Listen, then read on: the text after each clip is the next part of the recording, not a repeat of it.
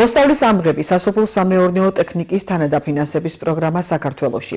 მონაწილეობისთვის განცხადების მიღება 16 მარტიდან დაიწყება. მსურველებმა განაცხადი სოფლის განვითარების სააგენტოს ვებგვერდზე უნდა განათავსონ. პროგრამის ბიუჯეტი 5 მილიონ ლარს შეადგენს. სახელმწიფო პროგრამის მიზანია მოსწავლის ამღებს სასოფლო-სამეურნეო ტექნიკაზე ხელმისაწვდომობის გაზრდა. 2026 წლის 16 მარტს იწყება განაცხადების მიღება. განაცხადების მიღება ბენეფიციარს შეუძლია განახორციელოს ელექტრონულად სოფლის განვითარების სააგენტოს ვებგვერდზე უნდა შემოიღოს და გაიაროს რეგისტრაცია. თვითონ მოკლე სიტყვით ცნობისთვის გეტყვით, რომ პროგრამა ხორციელდება 2016 წლიდან.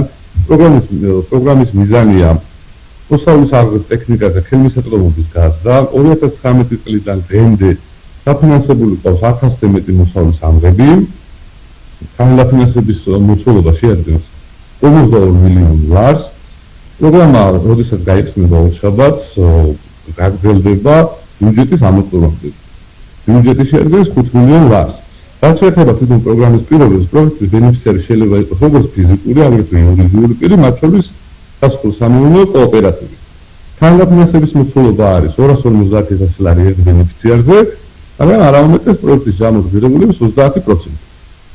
გასათვალისწინებელია ერთი ფაქტი გავითვალისწინოთ, რომ პროექტის პირობა შეგვეცვალა თავდაპირველად იყო 150,000 ლარი, ეხლა გახდა 250,000 ლარი და მათ შორის ვინც წინაზე ისარგებლა და 150,000 ლარი მიიღოთ, მას დამატებით შეუძლია ახალი მოსწავლის ამღების საჭიროება კვლავ შემოიტანოს და აითვისოს ეს 100,000 ლარი.